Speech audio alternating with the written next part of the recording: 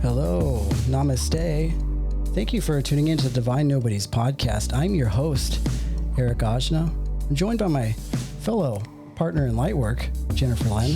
How you doing, Jen? I'm doing well. How are you? I'm doing fantastic. We have a really special episode kind of in line for everybody today. Again, thank you for tuning in. This is a show where we explore various dimensions, spiritual awakening in our modern world. So thank you for tuning in. If you guys are on YouTube, please make sure to like and subscribe to kind of stay up to date on our most recent episodes. We have a really special guest in our studio today, Jen. Yes, we do. She came all the way down here from Los Angeles, and she is a woman of many talents. I mean, she's definitely a light worker, that's for sure. So she is a freedom coach, transformational freedom coach. She is certified in emotional freedom technique and tapping facilitator. She's also a hypnotherapist and a Reiki master. And she also facilitates a lot of ceremonies involving combo. Yeah. Yeah, how about that? Yeah. So we're really, really grateful to have. And an entrepreneur. Sedef She does it Culha. all. Yeah, how you doing? Thank you. I'm very well. How are you? Thanks for having me, guys. Yeah. Yeah, thank you for coming. Thank you for coming all the way from Los Angeles down to the OC. Studio City, not close. It was an adventure. Yeah.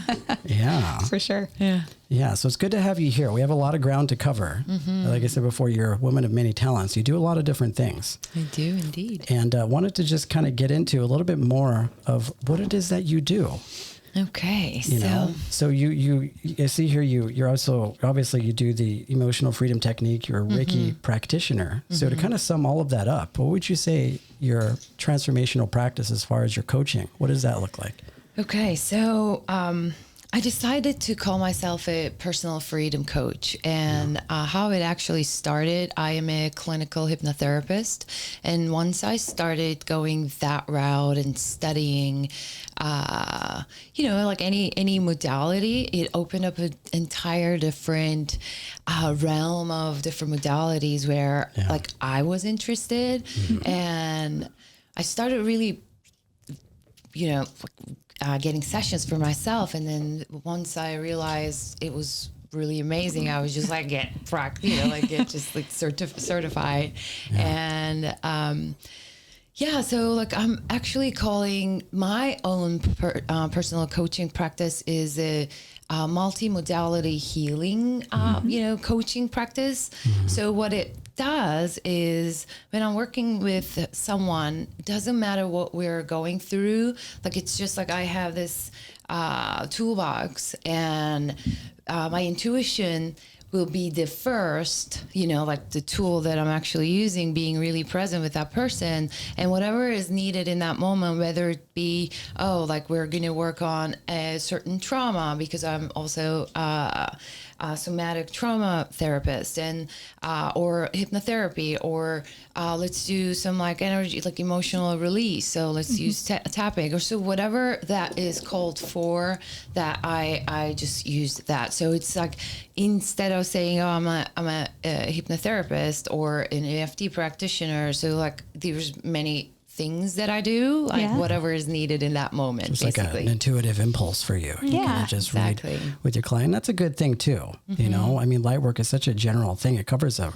really, really large spectrum of different things. Yeah, absolutely. Yeah, and that journey looks different for pretty much everybody. Well, studying shadow also. Studying Yeah. shadow is the light work itself to me. Yeah, Yeah. absolutely. Yeah, absolutely. And I actually watched this video on YouTube a little while ago where it said that, shadow work is really the ultimate form of light work. And I think that's the one thing that we all kind of have in common, is that we all have that sort of shadow within us, and I think a large part of our culture conditions us in a way to, avoid a lot of these sort of darker sides of us, and this sort of like has a stigma attached to it. Yeah. So it's nice to be able to collaborate with other healers and see them sort of pioneering that type of work.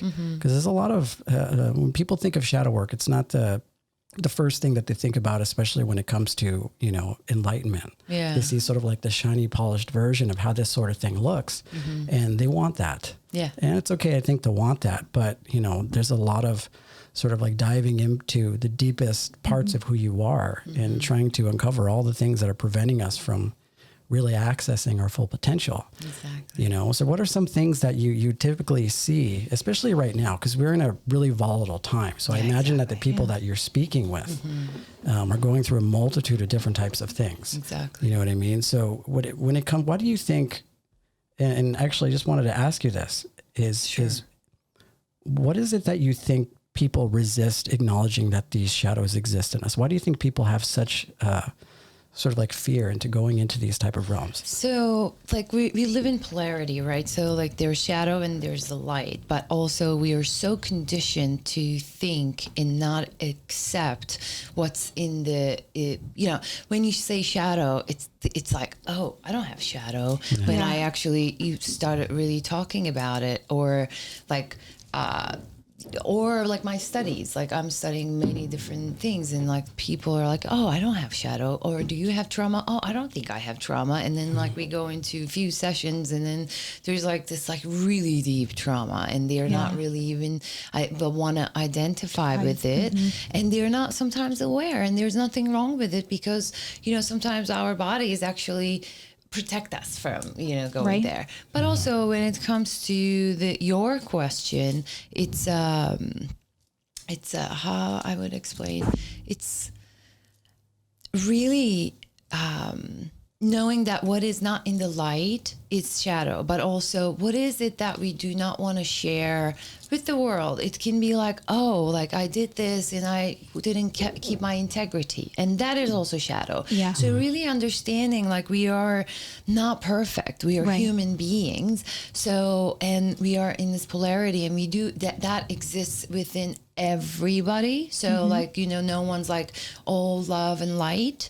And in my own personal experience, the more I go deep into my shadow and actually confront those dragons, the more light I actually bring. So like all the traumas, all the things that we're running away from is actually, like what people want from, like when they see another person being, oh, she's a light worker, she's been doing this, but also, there's a way that we're going through to actually get that. So it's not like, oh, like love and light. And there's a lot of, we can actually even talk about the spiritual bypass that is like, it's not accepting the shadow of all love and light. Oh yeah. Oh my gosh. Yes. See that all the time. And that's totally different from somebody that may have experienced trauma and blocked it out. And then whenever you start talking about it, something else reminds them, and then it brings it up, and then that opens an opportunity to kind of work on that. That's completely separate from the spiritual bypass that you're talking about. These are people that know that they have trauma, and rather than deal with it, they just are like, nope, I don't ascribe to that at all. It's only love and light here, which I think is worse. I mean, I'm not going to say good or bad, and it's not my place to judge, but also like it takes away from the full spectrum of the experience. But there's like different schools of thought that, like you can study. I am a student of Joe Dispenza, and what he's teaching, in general, I'm just going to talk about, it's like you are whole, like we're all whole. So, and I thought like another teacher was like saying this, if you are like, when we think frequency, if you're, instead of like doing the inner work and going and digging deep and looking for trauma all the time, which I think it is also necessary, especially in the beginning of our, like taking the full density. But once we did the heavy lifting, we can actually subscribe to the other, the school of thought, which is like we're whole and we're already abundant, we're this and we're that. And once you actually think and feel in that frequency, anything that is not in that frequency will actually leave you. So you're actually going to tune yourself into that frequency. So that makes sense. Also, I use them both hand in hand. So like I, we do the digging deep and cleaning, and then also, like bringing this. So this is living from the joy and the abundance and the beauty and all that stuff. So it's actually, because there's also and it was one of my own experiences, is like I just really got stuck looking for a trauma, and like it just got very serious. And there's that trap of doing the work, right? So now that I'm actually aware of it, so like when I work with people, I am actually just like putting, okay, this is what we do, and like we get to actually have fun, and through joy we can do shadow work as well. Right. Yeah. Oh, I love that. Yeah, I like that. And it's almost like this I guess this facilitating this sort of radical honesty that needs to take place within a human being in order to arrive to that place. And it makes me think of that sort of dark night of the soul, because that's where a lot of that trauma kind of comes to the surface all at once. You know, there's this all of a sudden recognition when the light kind of starts to peek into the depths of that shadow, and all these things start to kind of rise to the surface. And that, I guess, in the most practical level, can just be looked at as us just being authentic and honest with who we are. And that is fully embodying the polarity of who we are, which is like that light as well as that dark. So once that trauma all comes, and I'm coming from just, you know, my own personal experience, it's like once that dark night of the soul happens and you're forced to kind of look at the implications of your own behavior, your life, everything. Of course, like you say, it comes on very heavy, but after a while, I think I find myself more kind of just present inside of my body. Yeah. And that presence basically, you know, involving me just being present with the people around me, but also being present with the thoughts that I think, and the full spectrum of all the emotions that come up with that. So when that trigger comes up, that can be a trauma. I can pay attention to that. But I think I agree with you where it's right. It's like you don't want to get into the process of just obsessively looking for these type of issues. Yeah. Right. You know? So in my experience, and I did not only have one, but many dark night of the souls. So like you said, everything, so it's a disconnect. So it's like actually our spirit is like calling us like, enough, like I have been trying to, you know, reach out and you're not hearing, and this is, here you go. And there's nowhere else to go, but actually, like you said, you know, like I have to feel in there's presence. So that's the experience of surrender. So because there's nothing else, like, you know, you cannot go any deeper, but also it's like it's a process of death, and anything that is not in resonance will die. And then we're like, from that place, by feeling, by surrendering into that experience, we're going to actually start giving a birth to our new experience in a new home frequency, basically. So that's the, you know, that's the presence, because there's nowhere else to go. Like, you know, that makes sense. Right. I have a question about, you said you were a student of Joe Dispenza, and we talk about meditation a lot on this show. And I've watched a couple of his videos like online. I haven't really gone any further than that. So without giving away his secrets and his like secret sauce, what is the difference between the way he teaches meditation compared to the way maybe we would talk about meditation? Well, I guess that is kind of asking for a secret. Yeah, you know what? It's a really beautiful question, and you know, we can have a bottle of wine and have a really long conversation about that. You know, like that's his life's work. Yeah. But also, he's teaching a specific modality. He has been studying over, and like I don't know if you actually heard about his life story and like how he actually, you know, started practicing and all that, but ultimately, what he's teaching is we can reprogram ourselves by thinking and feeling with it. We can hold a vision and bring a elevated emotion into it and get out of our bodies and reprogram our bodies, because our bodies are the conditioning of the past. Right. So like, you know, to recreate, you know, not to recreate, but create a new future. We get, so that's like a deep, you know, teaching. It's like, if anyone's interested in listening to this, I would really recommend listening to a few podcasts or reading his book. Okay. And I like what you said before about, you know, really when I guess approach the process of just being present inside of the body, like you say, like the thoughts are largely a product of our sort of Western conditioning, right? That contain our entire story. You know, and I think the one thing that the ego tends to do is it sort of starts to wax poetic and romanticize our interpretation of that history. And I think as far as like me going deeper into my spiritual practice, you get to a place where you realize that that sort of dialogue happens inside of the mind, no matter how chaotic or how good that it is, that space of awareness allows you to be able to see both without over-identifying with the story. And the interesting thing I feel, and you've probably felt this too, where it's like there's, after a certain point when you become radically honest with yourself and your journey, there's nowhere else for you to hide inside of your mind. There's nowhere else that you can hide inside of the ego. So the only thing that you could really do is be present, because you realize that the ego can, I mean, you ask really fundamental questions about how the universe works to the ego. We act like it would know the answer to the question, but it doesn't, you know, that, and then once that understanding comes, that sort of like natural process of surrender takes place, where now all we have is what's in front of us. Yeah.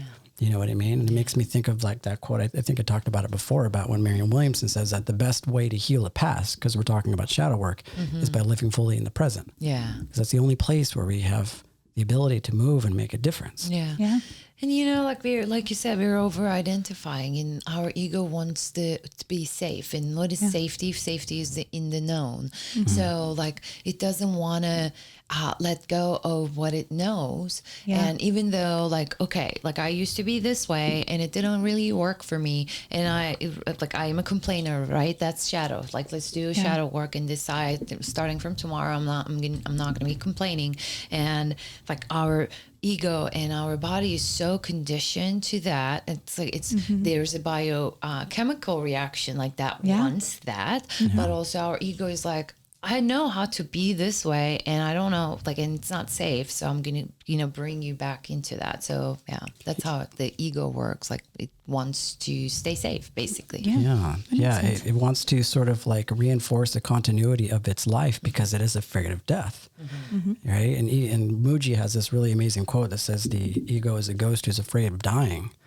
So it's like we give so much emphasis on it. And if we're not kind of checking in with ourselves, we could get ourselves into a really, really big mess. And I think I used this parable before, Jen, where it's like that ego is the one that will say, go ahead and put your hand in the fire. Everything will be okay. And then you go and you put your hand in the fire and you get burned. And the ego is going to be like, I told you not to do that. So he kind of plays both sides of the field, And so when you talk about conditioning, a lot of this in shadow work kind of comes up for me, because shadow work has been a really deep part of my practice as well, which is, we're raised as children to suspend a lot of these type of feelings that we have.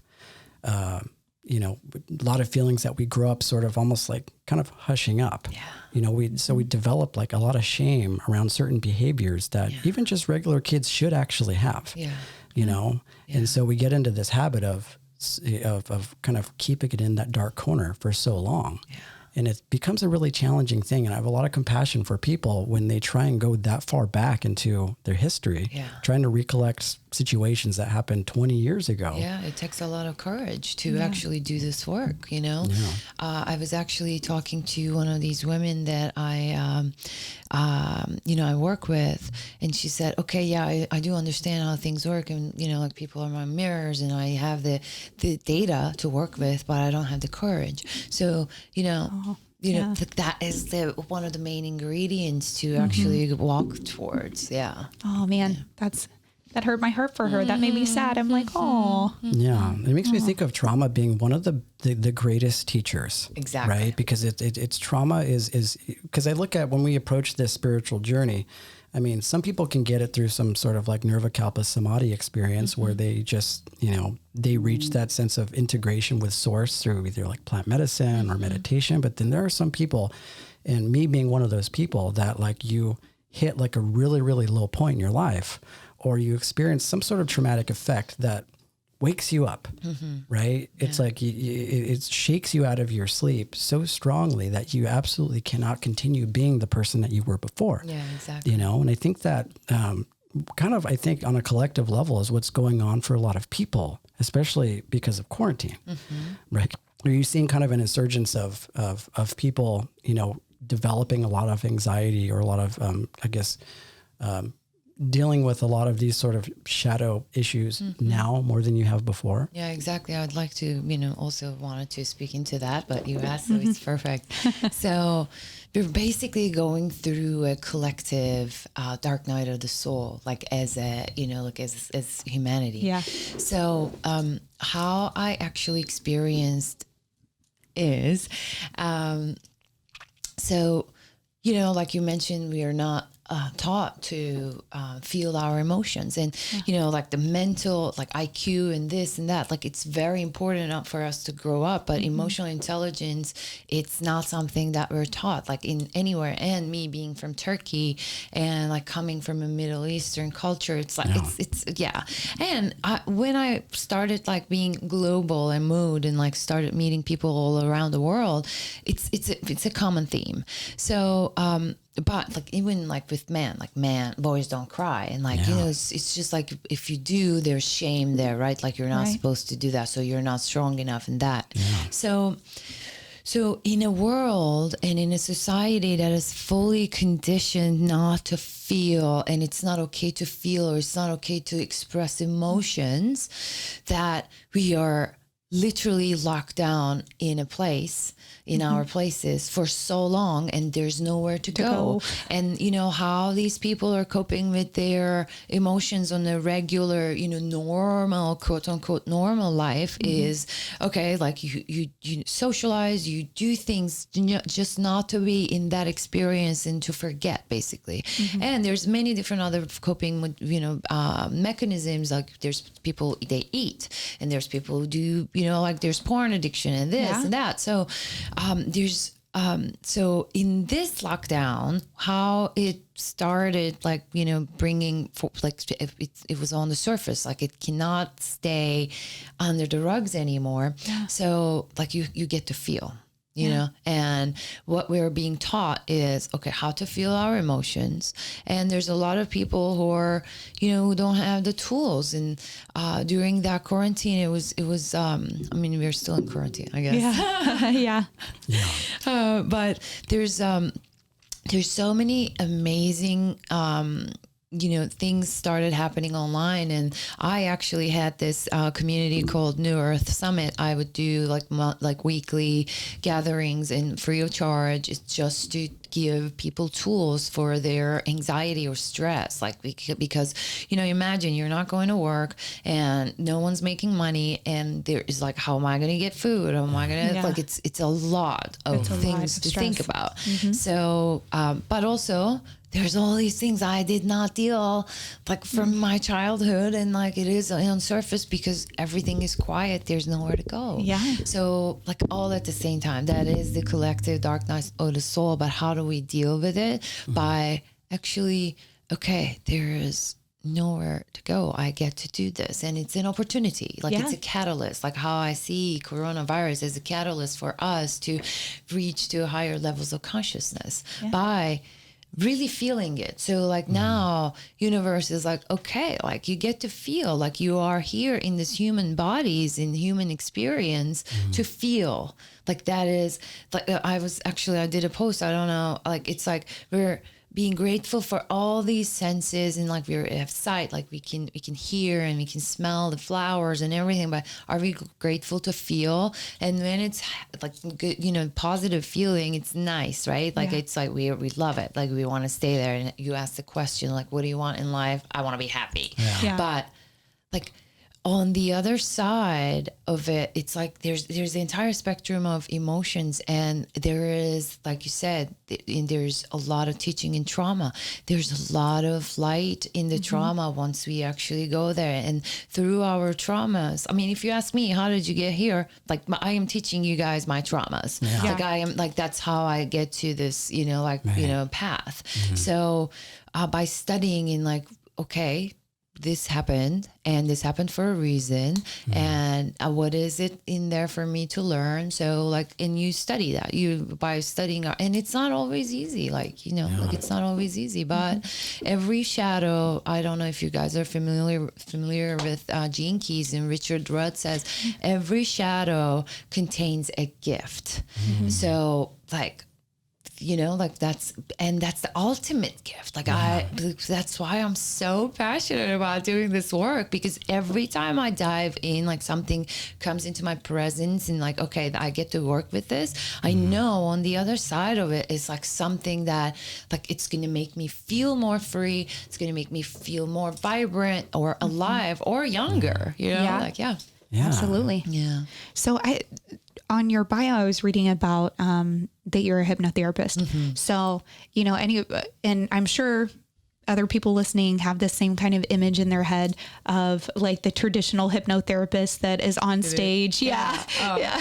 So tell us a little bit about your practice. Like stopping people and like on the side of the street. Yeah. You come on stage. We're going to hypnotize you. Now, quack like a duck. It's like a David Blaine type of thing. Totally. Yeah. I mean, we're in Hollywood and that's how it's being shown, right? So, but it's not quite like that. Yeah. So using hypnosis, the tool of hypnosis, which is like a the theta brainwave state, to use it for like to reprogram. So like theta brainwave is the ultimate brainwave frequency that we can actually create change from. So using hypnosis tool with a therapy like traditional talk therapy and like in the same let's say an hour, like we go into the stuff and like we talk about it, and then how do we create change in sometimes it's actually really easy. Instead of going into the deep trauma, like this is what I would like to change, and I did not really believe hypnosis myself until I quit smoking in one session, and I was smoking for 16 years. Oh wow. So like it really works, you guys. Was that like a question of like doing a past life sort of regressive type of thing, or was it just you kind of got really deep in there? So like with any addiction and hypnosis, it's kind of tricky. Like you have to really want to do it because there's also the physical part, like physical addiction, and you're going through withdrawals and such. But if you do really want it, like it's with any addiction, you create a really, really, really deep state. Basically, deep state, not the deep state. Deep brainwave state. Deep brainwave state.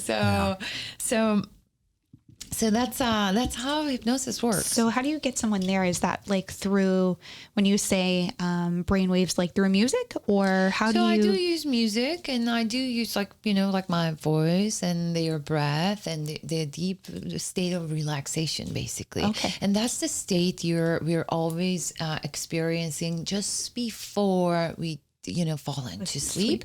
And right after we wake up in the morning. So if you guys are listening, you can use that, like we call the golden 30 minutes.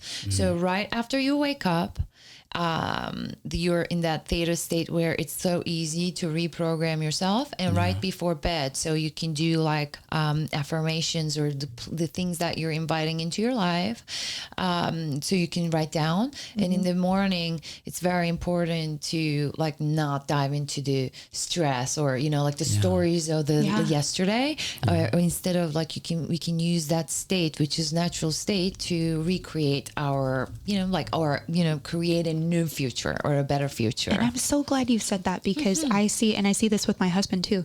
The second he wakes up, he grabs his phone and he's on his phone on the internet, right? Like on Instagram and checking all of the social media accounts.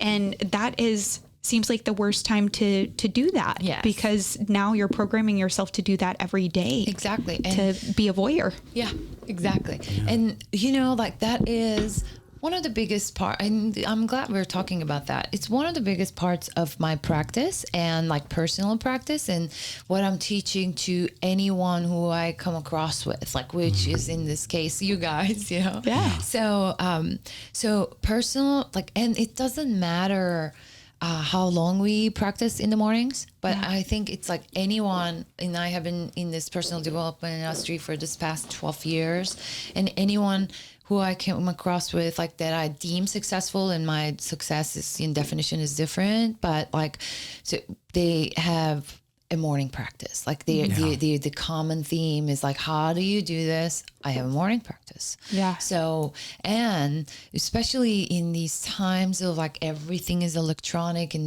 like the alarm goes off, and like we have the discipline It's the main ingredient, saying no to yourself and actually knowing this information half an hour, right? So like, why would I want to actually, sabotage my own subconscious mind instead of I can actually use it as a tool to create change. So like maybe my invitation to anyone who's listening would be putting the phones on airplane mode in the morning. So like I have been practicing that for a long time, and my morning practices. I'm a little spoiled. Like it can be up to 3 hours. Oh, wow. And my days can be the entire morning practice sometimes. Like I wake up and I keep practicing, and it's a privilege and I'm very grateful for that. But yeah, like even if it's 5 minutes of just like, okay, I have a body, I am in a body and I'm grateful for this day, like bringing something to the heart and opening the heart and setting an intention, very simple intention. Okay, today, this is what I'm inviting into my life. And like from that point, we can literally create a total different experience for the rest of the day, because how we start our day is how we live the entire day. And how we live our days, how we live our life. So why don't we create, like everyone is talking about this change, this change, but no one's, like willing to do the, like the very thing that moves the needle. Which is, like the practice, like the practice. The discipline. Yeah. I love that. So we just, finished with Lionsgate. So did anything like significant happen to you during that time? I was in Mount Shasta.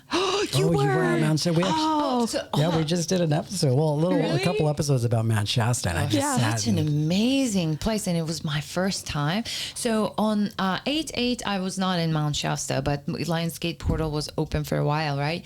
So it was my intention to actually travel there and really feel the energy. And it may sound woo to anybody, like, that place has a different energy. I did not really understand it until I was in the vicinity. I'm like, see? I told you. I've never been, but he talked about this. Like, it's such a majestic, it is beautiful place. And wow, it's an experience. Yeah. So did you run into the Telos while you're up there? No. We're all looking for it. Let me know if you find one. Okay.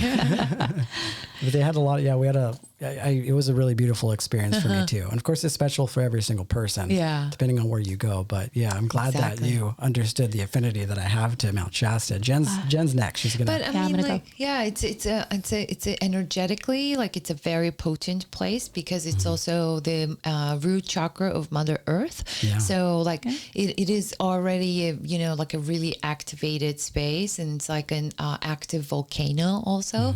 So there's so much going on there, and there's a lot of and also the people who are living there, like there's a lot of light and things. That's super cool. I love it. Well, we were talking about a little, kind of back and track a little bit when you were talking, this is really just an integral practice for me, which is the morning practice. I actually read that the first 15 minutes of your day will dictate how your entire day will go. Exactly. And one thing that's really beautiful, at least for me, when it comes to waking up in the morning, is that you have that. Maybe it could be 15 minutes, maybe it could be 20 minutes. I don't know. But when we all wake up in the morning, there's always that small period of time, maybe when you're sitting in the shower, where you don't really know who you are. You're not really so much thinking about the person that you are. And then suddenly that sort of ego starts to come in, and you start to remember all the different things about who you are, what you do, what you represent. It's crazy, because right when you wake up, you don't, and that's I think a compassionate impulse from the universe, because it allows you to go to sleep and start over the next day. And I think that's the part of, for me, the reason why I think a morning practice is so important, is that you could kind of get into the practice of extending that feeling, like right when you wake up, of just being present inside of your body. Before that sort of thought pops in, and it's like, oh, you're Eric. This is what you do. And and like, and there is like a whole scientific part of what you're saying, and like that, the whole experience, which is when you first wake up, it takes half an hour for you to fully wake up. So like you're like, it's actually not knowing who you are is actually really beautiful, or not remembering who you were yesterday is actually really beautiful. So you get to create in that moment by just being present, and you can tap into that. It's like part of the actually main ingredients of like manifestation. Like you know, from the nobody, from the quantum level, you can actually create who you want to be without this bringing in the stories of the yesterday. Because on a regular day, I don't know where this is going to go after I tell this. Like, you know, on a regular day, we have 60 to 70,000 thoughts. We think that's a lot of thoughts. Yeah, that's a lot of thoughts. Yeah. And if you think about, if you believe that our thoughts create our reality, we wake up and the next day, 90% of our thoughts are the same thoughts that we were thinking the day before. So we are literally just reliving the yesterday. Like we're not doing anything new, and we're like, so that gets to be the experience in not believing into our thoughts, and also really doing things differently. And it takes a lot of, you know, like to create new neural pathways. Like it takes a lot. So maybe even like changing, okay, I always take this drive, you know, to work, but let's just change the route, like for that day. And then like watch how many different synchronicities will unfold for you because you chose something that is unknown. Yeah. Right. Yeah. And that's what Osho says. Courage is a love affair with the unknown. And I think that a large part of the reason why people need that sort of, I guess, comfortability is because they have that fear of change. Like they have a really large fear of not knowing what's going to happen. Yeah. But the reality is we live moment to moment in the complete unknown, but we pretend to try and, I guess, I think that's where I'm speaking to a large part of what the ego does. It gives us a sense of safety, but at the same time kind of prevents us from moving forward. It prevents us from really, really accessing the moment that we're in. Exactly. So I think, and I could even draw that as far back as like people's fear of death. You know, I think if people dove really, really deep into the implications of what that means, then they would live a more peaceful life, because then they would know that the source inside is eternal. Yeah. And, you know, like that death is one of the topics that it gets to be talked more, and like it's not talked enough because we act like it's never going to happen, and it doesn't happen. It won't happen to us. So, but once we actually start making peace with death, which is a big thing, you know, but also like we are having a lot of, you know, small deaths, like even you talking that you're having a dark night of the soul and emerging from that chrysalis. Like imagine the, you know, like transformation is like, think about like a butterfly going, you know, the caterpillar going into the chrysalis and then coming out as they like with wings and doesn't know what's happening. That's a death process. And throughout our lives, we go through so many death processes, and death is just a different, you know, like it's the energy, like we are changing form. So and it is non-negotiable. We're all going to die. Like I don't want to be the one who says that. What? Surprise! We're all going to die. seems to be the only thing we actually can be certain of. Exactly. In taxes. Yeah, exactly. But it's like, in taxes, and it's the one thing that people just go around pretending like it's not going to happen. Yeah, exactly. So it is something that I think once there's a book, Tibetan Book of Living and Dying. If you guys have not read it, like I would really recommend. It's actually like really teaching how to hold space for someone who's dying and like in the traditions and such. And now I actually heard in Mount Shasta from like, I met this beautiful, amazing woman, and she's a death doula. She's holding space for and I had no idea this existed, and such an amazing honor, you know? Yeah. So I wouldn't call it a death doula. I mean, there's probably different ways of calling it, but I mean, long story short, and Jen knows this story, I had a near-death experience in my early 20s. And so that kind of got the gears going into afterlife studies. So I actually started volunteering at hospice, right? And my experience with death was one of the most peaceful experiences. And I did kind of come face to face with Source, and there was nothing really crazy or it was nothing dark about it. It was a really beautiful experience. And that right there is that sort of that realization that most people don't realize about it, is that when we think of death, we think of every possible horror movie that we've seen in the past. A lot of these sort of like mythical structures that go on in our minds about what it means. but I think it's not really like that. You know, I think it's a very peaceful process. But I started volunteering at hospice, sitting alongside of patients who are in their final days, and I did that for a long time.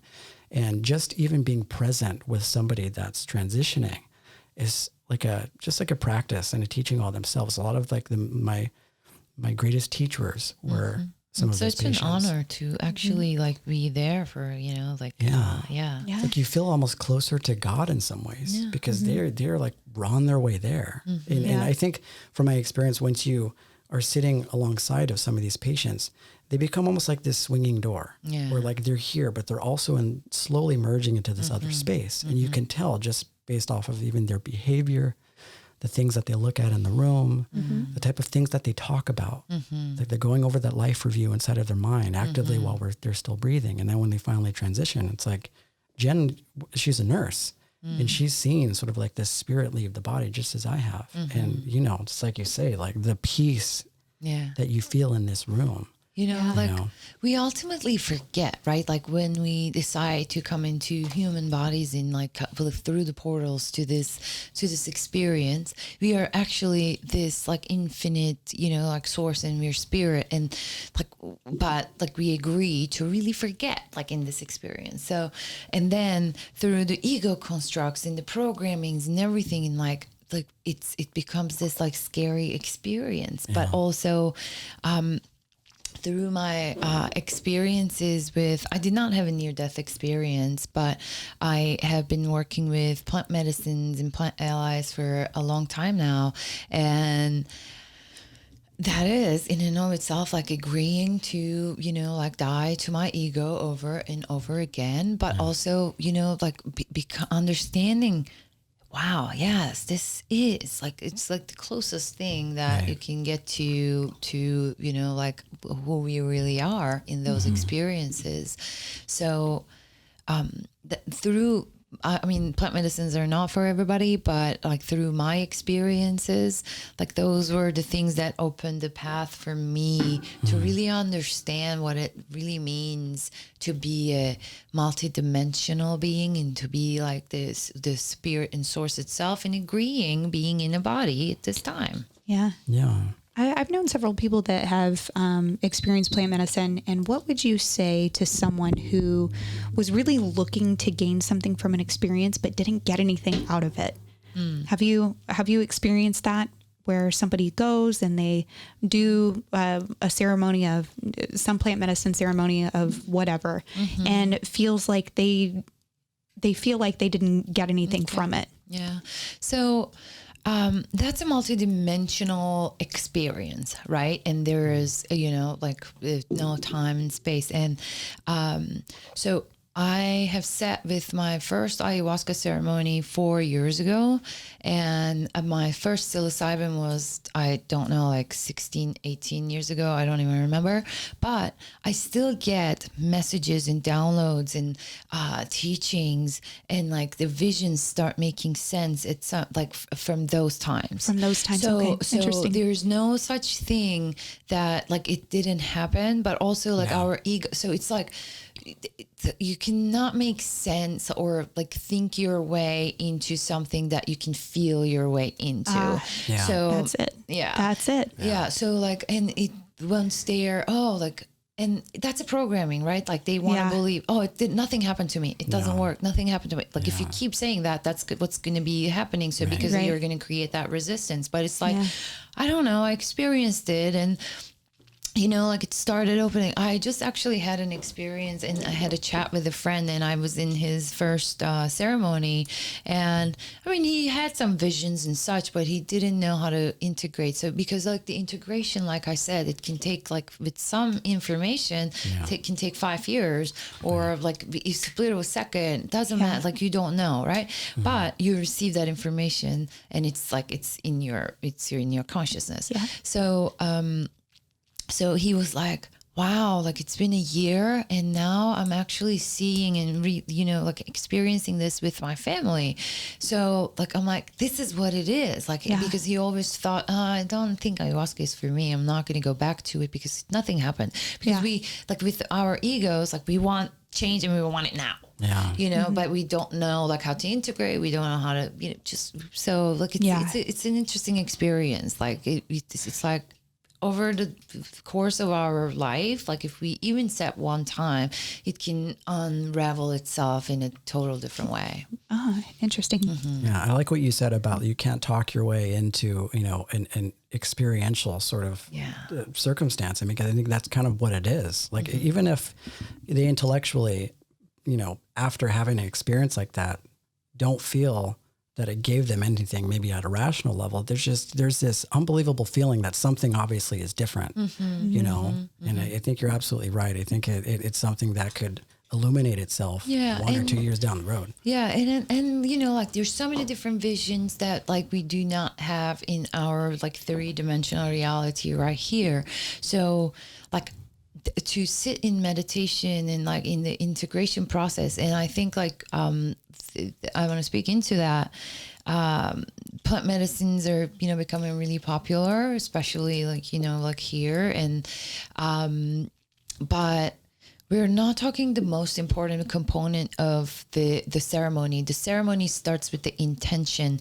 And like, once we start, okay, like when we say, okay, I'm like willing to work on this and set the intention. And then there's the preparation side, like you get prepared for that, like your diet and your intention, and then you just like put your energy into it. And when you're in it, the experience itself is part of the ceremony, the biggest part. And then the fourth component, and I think the most important is the integration. And people, we forget the integration part and we want to go back to it like next week. And there's people who are like, so, you know, like doing hundreds and thousands of ayahuasca ceremonies, but like, it's just in the intellect. Like it's not in the body. It's not embodied. So embodiment and integration, I think the biggest work that we get to do and teach in this time. In this time. And I do like mention it, and I like embodiment, like we know it. There's information everywhere. We can Google anything now, right? But how do we be? Like it's not wisdom until it is living in the body. Yeah, I love that. And you know, when we talk about plant medicine, there is that sort of undeniable force of what it feels like to lots of people to be death, right? And well, how do we translate that in the body? When somebody tries to piece that apart in their intellect, I mean, if I were to just give it anything, it's basically just the ego making a bunch of noise, because the ego has like this issue with not knowing what's going to happen. And I think the beautiful thing about plant medicine is that it gives you the ability to, you know, see the ego kind of objectively and allows it to sort of take a backside, and now all of your left is with your pretty much your eternal self.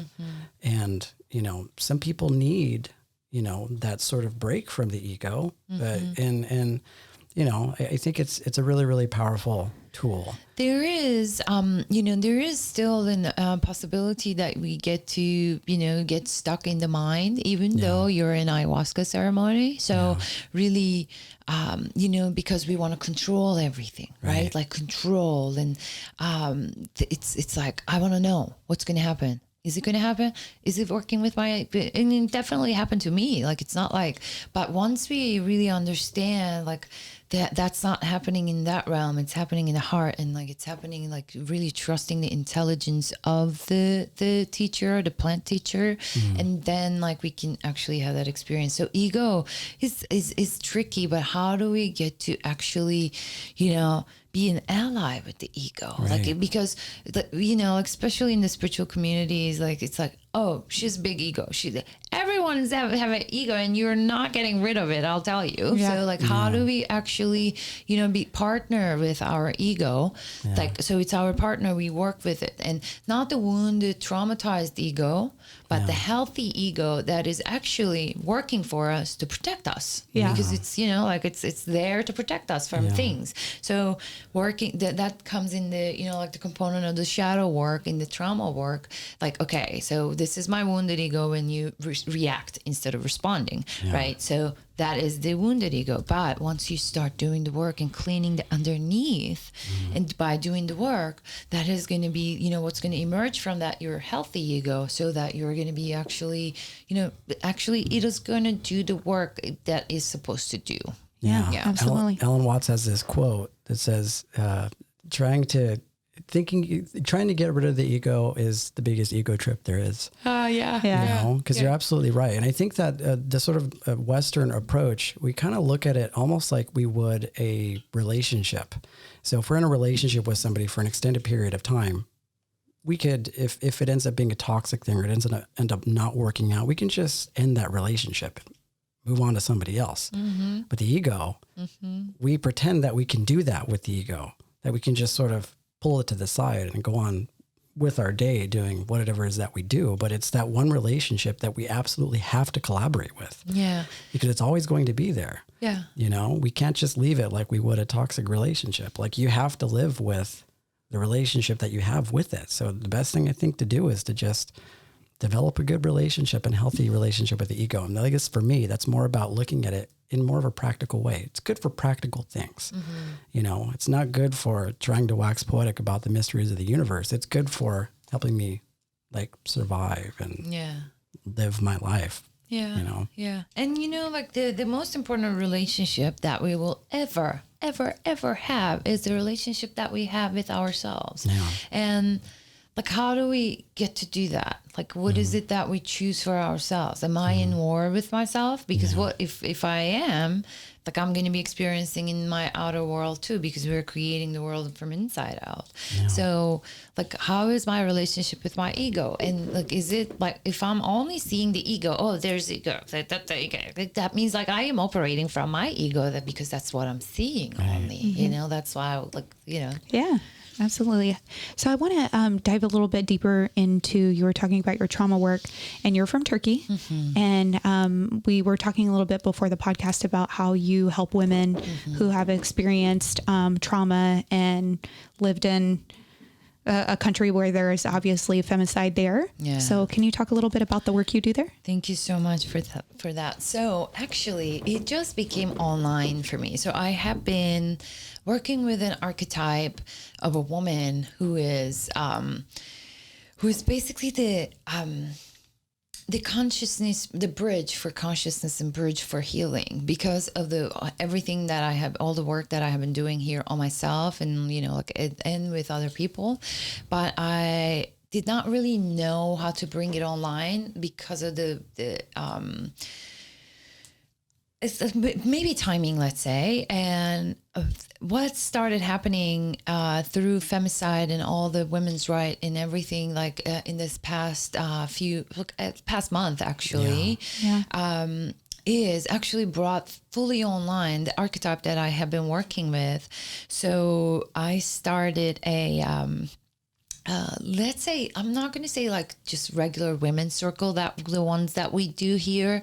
It's almost like a like solidarity and support group for women who do not have the means, but they are going through really big like trauma, sexual abuse and domestic violence and such. And actually how, if we actually go into the information, how, like, what's happening in Turkey in 2019, almost like 500 women were killed, but these people were killed for like only, I think I was looking at the numbers, only 2 of them were killed from a stranger, like complete stranger.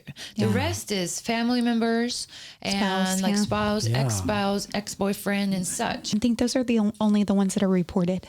Right? Like there has to be more that have gone unreported. Yeah. And obviously that whole thing, just within the last month, that whole challenge accepted movement. And I'm seeing a lot of women, sharing those photos as a way to raise awareness. So, I mean, you're originally from Turkey, right? Yes, I am. So I was doing some research on it. They have sort of like that antiquated patriarchy that is male dominated in their culture. Yeah. Right. So, I think, that's probably been going on for a really, really long time.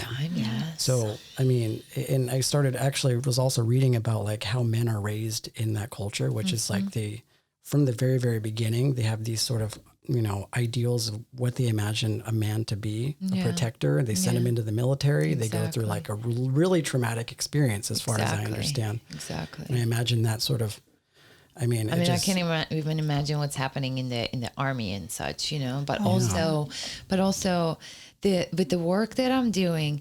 So I do believe everyone has like whatever like political thing is going on or like social injustices, whatever. Everyone has their own way of like serving and like standing up for it. So with me, I do get the information and the data.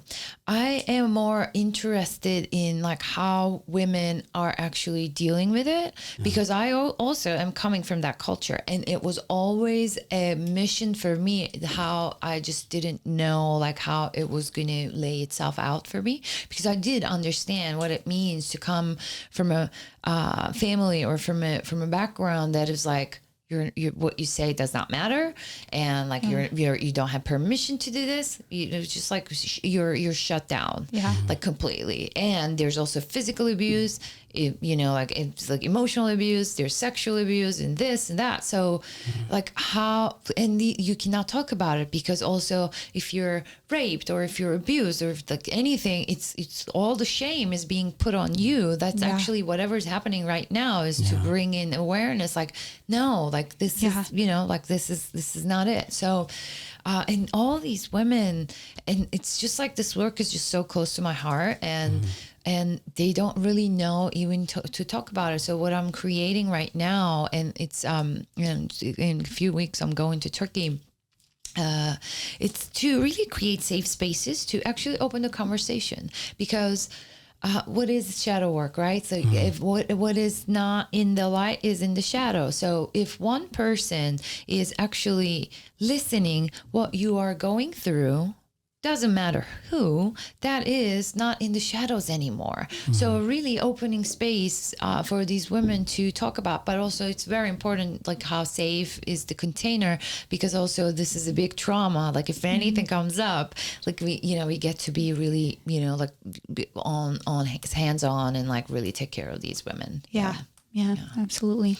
And in the opposite side of that, I mean, I'm kind of a huge advocate for, divine masculinity. So coming from the divine female perspective, and this doesn't even just have to be for Turkey. This is all across the board, because there are various different type of things that are coming to the surface right now, as far as like the child trafficking, the way women are portrayed in the media, and the way that, for a long time, women were sort of just felt to be inferior. Like, what is it that you think men need to heal as far as, those deep sort of wounds, and kind of arrive more to that place of integration with their divine masculinity? Yeah, that's a good question. That's a really beautiful question, and that's a really big question. Yeah. But like what it comes to me first, like as far as an answer, which, like it's a deep work, and it's a generational work. And, not only man is carrying this wounded masculine, us women are carrying the wounded masculine as well. So really looking at that. But if you're asking for only man, what do they get to do? It's actually really learning how to actually feel, and being okay to feel and express the feeling first. Because there's a lot of shame there. Like, how do I express my feeling? And like, if there's, even like in intimate relationships, like, oh, I'm not supposed to feel this. I'm not supposed to say this. I'm not supposed, like, they cannot That's be true. Intimate. They cannot open their hearts. And in the divine marriage, which like when the healthy masculine and the healthy feminine comes together, the feminine teaches the masculine to open the heart, and the masculine teaches the feminine to like be safe and like, holds it safe. And so the masculine, for it to be healthy, not only in terms of being a male, I think it's like really learning to open the heart and like feel the feelings. Yeah, I agree with that, because and I've been in relationships in the past where it was just like some women have these archetypal images of what a man is portrayed. Their idea of strength, of course, is different for all of them, but it's interesting that in our culture, being able to be external with your feelings is almost looked at as a weakness. Yeah. You know, I have a moon in Gemini. I like to talk. Yeah. You know, I like to talk about my emotions and my feelings. And, you know, the right people understand that. And the right people, you know, they can meet me in that place. But I've come across my own share of like toxic femininity, where it was like, it wasn't right for me to express my feelings, you know, and then you develop some shame around that. Yeah. You know, so I definitely think, and I think that we're kind of heading into that path by talking about these type of things, especially when it comes to men, because traditionally, you know, maybe it's that whole nuclear family era where it's like men needed to go outside and chop down trees and build houses, and, you know, the emotional component wasn't so much there. You know? So I, when it comes to personal freedom, I am actually so committed in my work to be the living, breathing example of what it really looks like doing the healing, and showing them it's not only love and light, and there's always like ugly cries and you're on your knees and crying and like screaming and kicking and all that stuff.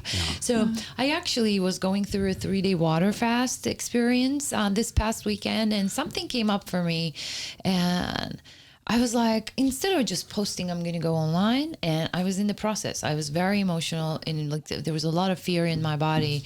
And I said, I'm going to share this because it gets to be shared. So I did, but also I was not fully received. And because also like there's also two different types of followers, or, you know, like an audience that I have. One is like Turkish, and also there's like, you're not supposed to show you're like, there's something wrong. Yeah. You know? So also I can actually see that too. Like that's also my learning too, right? Like how, so still, even to this day, like to be happy and everything is beautiful. This is the life that I'm living. This is so nice to show on our social media or like any media channel. But if you're going through something, there must be something wrong. Like, but also, you know, like that's how we're like, I am committed to teach, like through my channel, like that's how it wants to come forth. Yeah. And I love how eloquent of a speaker you are in a lot of your videos. Thank you. Yeah. And you touch on a lot of different points. And I think the shadow work being one that kind of sticks out for me. Thank you. Know, but I mean, you definitely had some pearls during this interview for sure. Thank you. Speaking of pearls, so if there is one thing that you wanted our listeners to remember from this conversation, or any kind of advice you just want to share, what would that be? Thank you. It's a beautiful question. Gratitude is the ultimate form of receivership. It's the biggest prayer. Yeah. So I think it's like we did not really touch on gratitude, but also, you know, like I think it's one of the most important things as we are moving through life, knowing, you know, like really focusing on the parts that we have and we get to experience. So this is my invitation. And also another thing that we talked about was, you know, really starting the day with a practice. So really creating non-negotiables for ourselves to create expansion, to create transformation. And yeah. After talking to you, I'm definitely going to be more diligent about creating a morning practice, because my morning practice is all over the place. I wake up, I don't set an alarm. My circadian rhythm wakes me up at 6 a.m. That's just the time I get up. Yeah. So, and it's funny, since we've been working from home, I haven't set an alarm one time. That's a privilege. You know? It's beautiful. It's such a privilege. Yeah. I just wake up whenever the sun rises. So, but I'm not really good about being consistent about a morning practice, but now hearing the first 30 minutes, that's the opportunity for change, I'm definitely going to implement it. So thank you so much for that. You're welcome so much. Yeah. Yeah. And you said water fast. So, I mean, I'm not as familiar with the water fast. How long do you typically go on a water fast for? This was like, this past one was my shortest one. I usually do 10 days. I have done 8 days. I had done another. So I have been working with water fast on, like, I didn't go over 10 days. Oh, okay. So yeah, but it is a very transformational, such interesting experience. And water is, you know, like we do not need any psychedelics or anything. Like everything that we need, it's there by just like water has been a great teacher for me. That's what I'm trying to say. Yeah. No. Yeah. Yeah, I absolutely love that. It's been a really, really, really amazing journey talking with you. Thank you so much for coming in. Yes. So Sedef Culha, she could actually be found on our website at sedefculha.com. She's also on Instagram too, which is basically the same name, Sedef Culha. And yes, thank you so much for coming in. We're going to have you come back in because this conversation probably could have gone on for another few hours or so. Oh, for sure. But there's a lot of different things that we can touch on the next time. Yeah. Thank you so much, guys, for having me. Yes, thank you for coming. Pleasure. Yeah, it was an adventure. Yeah. So thank you everybody for tuning in. It's been a wonderful journey. We'll definitely have her back. We had a lot of really amazing nuggets, just like you said. Yeah. It's going to be an exciting thing to kind of listen over. Absolutely. But for all those listening, you can find our podcast on Apple Podcasts. We're also on Instagram at Nobodies podcast. And you can also find us on Spotify. Yeah. And YouTube. If you have any questions, you can actually go directly to our website at www.divine-nobodies.com. And Google and Apple. Slowly taking over the We're all world. over. You know what I mean? Yeah. Until then, we'll see you guys next time. Namaste. Namaste, friends.